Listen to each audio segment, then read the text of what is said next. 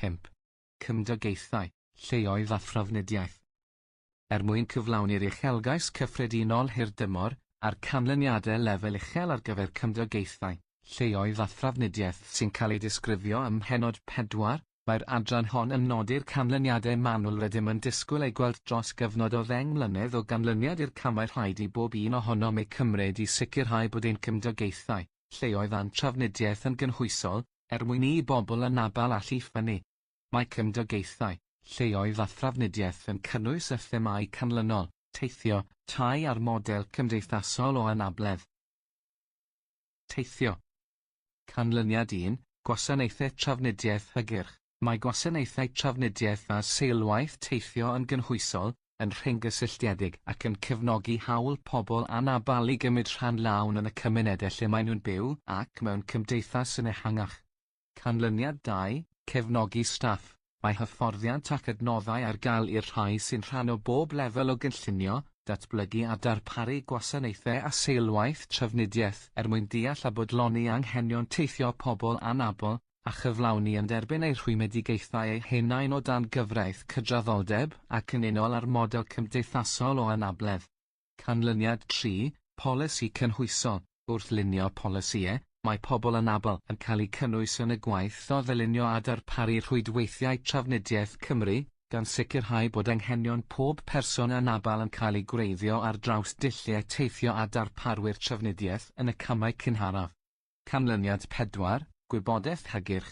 Mae gwybodaeth teithio ar gael mewn amrywiaeth o ddulliau cyfathrebu gan gynnwys iaith arwyddion Prydain, ac mae wedi'i chynllunio i alluogi pobl anabl i gynllunio, archebu a mynd ar eu taith heb rwystre, ac i warchod eu hawl i gael gwybodaeth.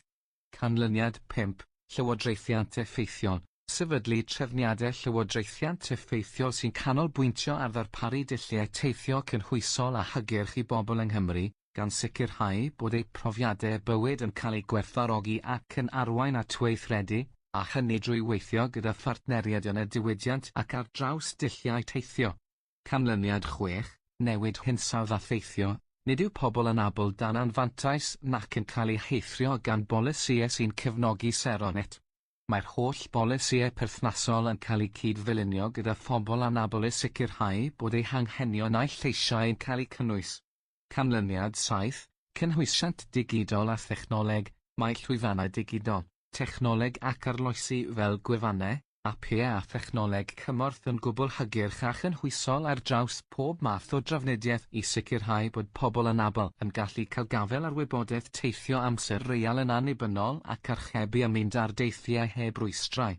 Mae'r canlyniadau uchod yn cyd-fynd ag erthygl 9 o gonfensiwn y Cenhedloedd Unedig i'r Hawliau Pobl ag Anableddau, sy'n nodi bod angen i wledydd gymryd camau priodol i sicrhau bod pobl anabl yn cael mynediad, ar sail gyfartal a phobl eraill, at yr amgylchedd ffisegol, at drafnidiaeth, at wybodaeth a chyfathrebu, gan gynnwys technoleg a systemau gwybodaeth a chyfathrebu, ac at gyfleusterau a gwasanaethau eraill sy'n agored neu'n cael eu darparu i'r cyhoedd, a hynny mewn ardaloedd trefol a gwledig.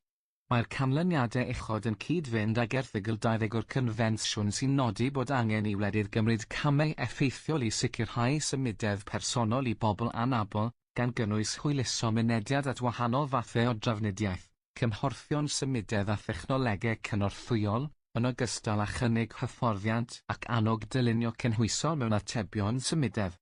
Mae teithio anhygyrch yn dal yn broblem sylweddol i bobl anabl, sy'n aml yn wynebu nifer o heriau ar ran trafnidiaeth gynhwysol, fel rhwystro llwybrau ac mewn safleoedd bysiau, yn enwedig y safleoedd hynny lle mae'r bws yn tynnu i mewn ac mae diffyg cyrbiau isel, a liftiau diffygiol mewn gorsafoedd rheilffordd. Mae hyn yn cael ei gydnabod yn strategaeth drafnidiaeth Cymru a'r cynllun cyflawni sy'n tynnu sylw at y diffyg trafnidiaeth fforddiadwy neu gyfagos sydd ar gael fel rhwystyr i waith, gwasanaethau a hamdden i rai unigolion, yn enwedig pobl hŷn a phobl anabl a allai hefyd fod angen gwasanaeth o ddrws i ddrws. Mae'r ansicrwydd hwn yn gallu effeithio ar hyder ac ymddiriedeth pobl anabl wrth symud o gwmpas cymunedau. Mae oedolion anabl neu bobl â salwch hirdymor cyfyngol yn llai tebygol o ddweud eu bod yn teimlo'n ddiogel yn cerdded yn eu hardal leol neu'n teithio, 60%, na phobl nad ydynt yn anabl, 73% yn 2024 i 2025. Mewn byd sy'n dod yn fwy a mwy digidol, rhaid gwneud mwy na chanolbwyntio ar fannau ffisegol i sicrhau teithio hygyrch. Nawr, rhaid i unigolion hefyd ddefnyddio llwyfannau ar-lein a systemau tocynnau digidol i fynd o le i le. Rhaid gwella'r broses hygyrch a chynhwysol o gynllunio teithiau o'r dechrau i'r diwedd, ac yn enwedig mewn ardaloedd gwledig lle mae mynediad at drafnidiaeth yn aml yn waith. Mae pobl anabl yn aml yn teimlo bod eu hanghenion yn cael eu hanghofio pan fydd seilwaith trafnidiaeth yn cael ei ddilynio. Gall hyn gynnwys lonydd beiciau yn agos at fannau cerdded, enghraifft. Mae ymchwil ddiogelwch pobl anabl sy'n tynnu sylw at yr angen i ddilynio seilwaith trafnidiaeth gwellach yn hwysol, a chynllunio i hybu teithio llesol gan osgoi'r risgiau hyn a gwella mynediad i bawb. Mae Llywodraeth Cymru wedi ymrwymo i wella teithio i bobl anabl yng Nghymru a bydd yn dechrau gweithio i sefydlu ei ffanel teithio aml ddull cynhwysol cyntaf ar gyfer pobl anabl yn ystod 2025 i 2026. Bydd hyn yn helpu i sicrhau bod hawliau a lleisiau pobl anabl yn rhan ganolog o lunio polisïau trafnidiaeth. Drwy integreiddio ei safbwyntiau a'i harbenigedd, ein nod yw creu seilwaith trafnidiaeth cynhwysol sy'n parchu ac yn cynnal hawliau pob person anabl. Mae rhai cynlluniau cymorth i deithwyr yn anigonol ac yn methu cydnabod anghenion pobl anabl.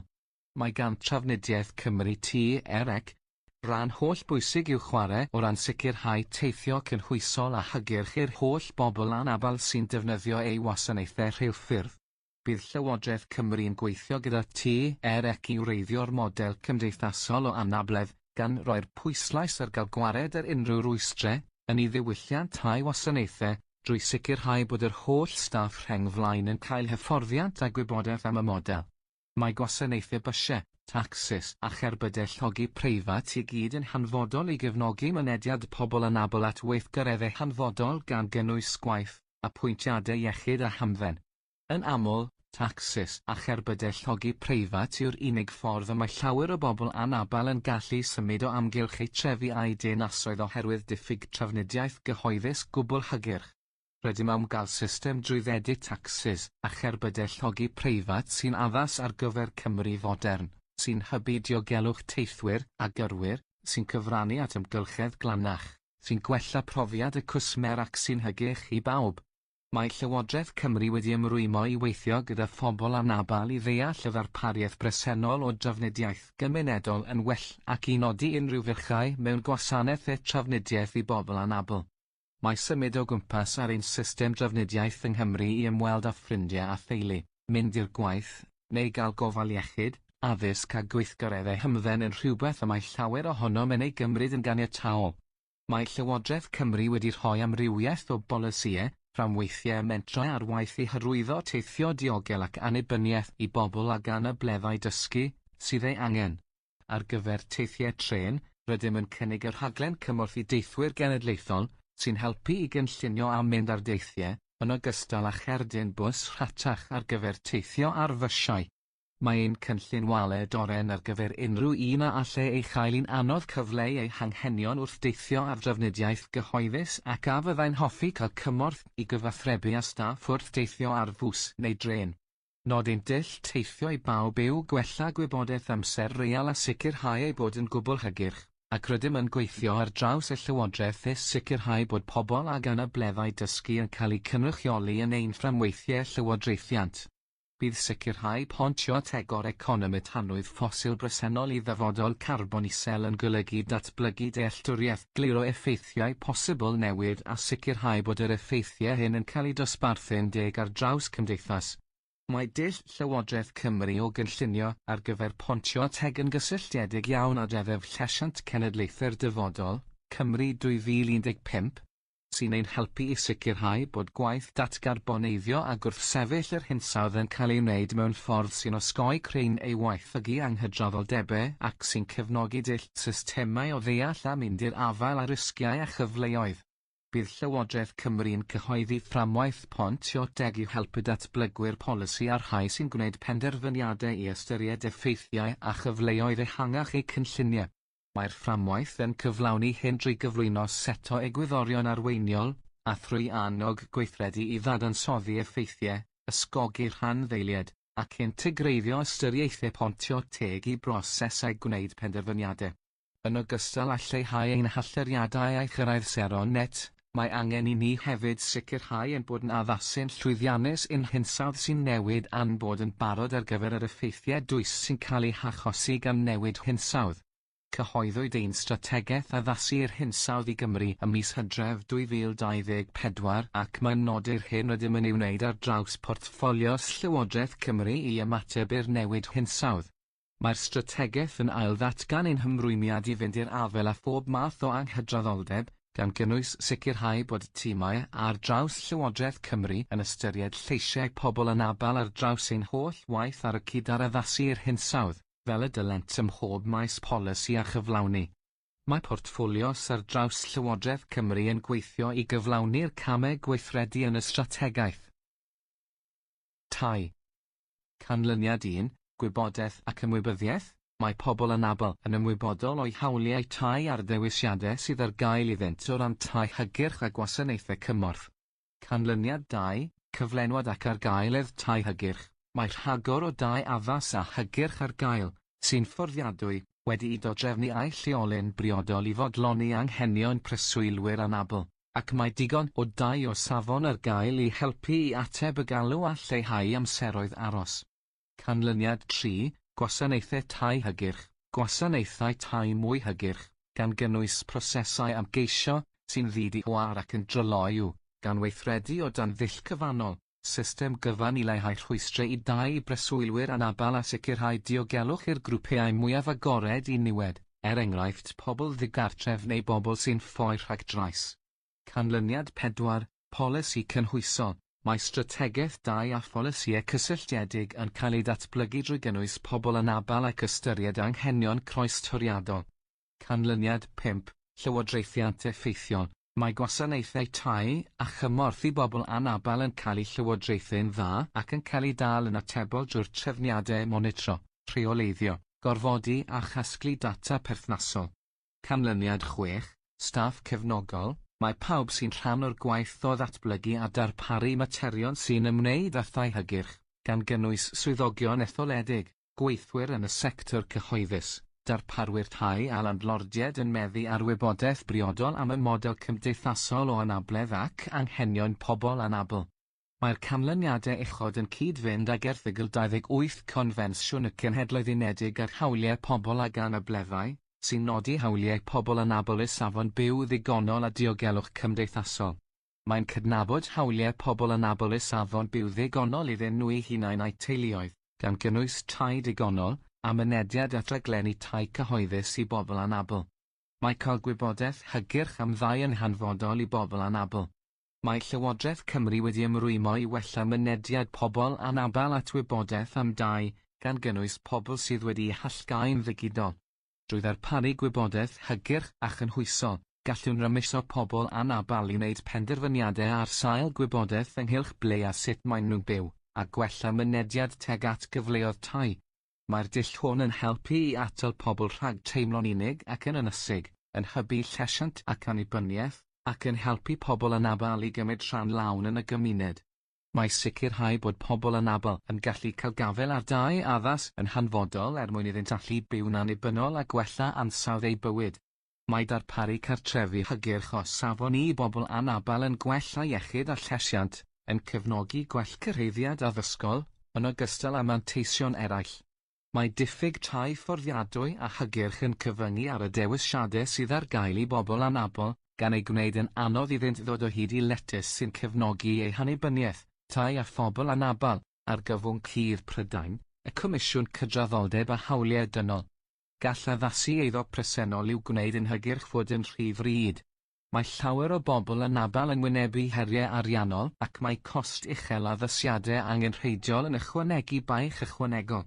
Gall mynd i'r afel ar rhwystrau ariannol hyn drwy grantiau, cymorth daliadau a pholisïau tai cynhwysol helpu i sicrhau bod unigolion anabl yn cael mynediad cyfartal at amgylcheddau byw diogel, cyfforddus ac addas. Mae Llywodraeth Cymru wedi ymrwymo i helpu pobl anabl i fyw'n annibynnol yn y gymuned.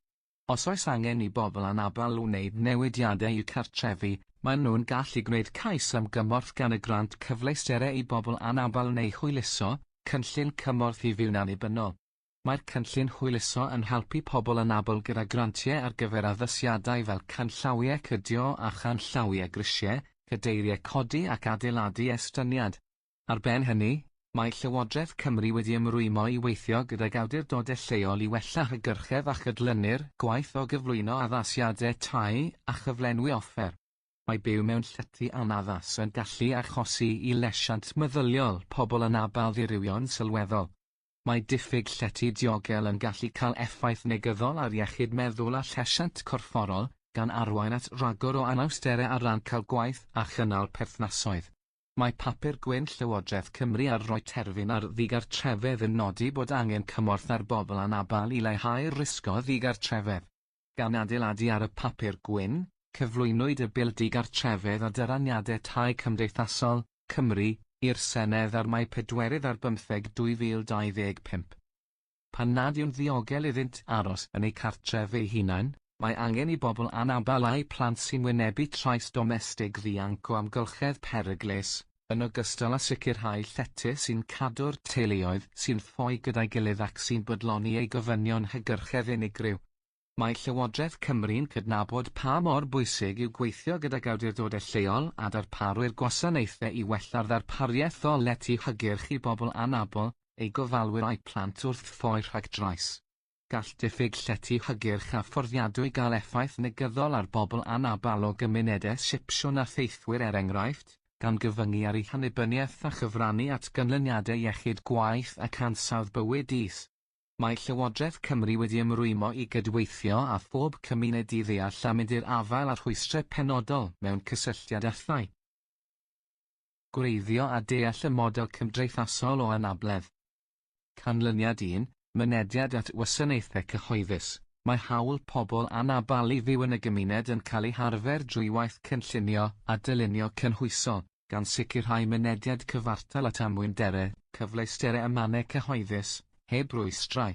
Canlyniad 2, cymunedau cynhwysol a chydlynol, mae pobl anabl yn cael eu cynrychioli a'i galluogi I gymryd rhan lawn yn eu cymunedau lleol, gyda chydweithrediad y sector cyhoeddus, y sector preifat a'r trydydd sector, gan sicrhau bod unrhyw gyfleusterau a gwasanaethau newydd sy'n agored i'r cyhoedd yn adlewyrchu pob agwedd ar hygyrchedd I bobl anabl a'u rhwydweithiau cymorth. Mae'r canlyniadau uchod yn cyd-fynd ag erthygl 9 o gonfensiwn y Cenhedloedd Unedig i'r Hawliau Pobl ag Anableddau, sy'n nodi bod angen I wledydd gymryd camau priodol I sicrhau bod pobl anabl yn cael mynediad, ar sail gyfartal â phobl eraill, at yr amgylchedd ffisegol, at drafnidiaeth, ac at wybodaeth a chyfathrebu. Mae'r model cymdeithasol o anabledd yn dangos ffordd wahanol o feddwl am anabledd a rhwystrau I gynhwysiant. Mae'r model cymdeithasol o anabledd yn cydnabod bod gan bobl anabl brofiadau gwahanol oherwydd y rhwystrau sy'n cael eu creu gan gymdeithas, drwy amgylcheddau anhygyrch, agweddau a gwerthoedd pobl, enghraifft. O dan y model hwn, a thrwy ddileu'r rhwystrau hynny, gall pobl anabl gymryd rhan lawn mewn cymdeithas ar sail gyfartal, ac mae cymdeithas yn elwa o gynhwysiant llawn pobl anabl. Mae hyn yn cyferbynnu ar model meddygol o anabledd sy'n dweud nad yw pobl anabl yn gallu cymryd rhan mewn cymdeithas oherwydd eu hamhoriadau neu eu gwahaniaethau. Gallu safbwynt hwn effeithio negyddol, nid yn unig ar fywyd pobl anabl ond ar sut mae rhai pobl anabl yn gweld eu hunain, sy'n gallu gwneud pobl anabl yn llai tebygol o herio eu heithriad o gymdeithas prif ffrwd.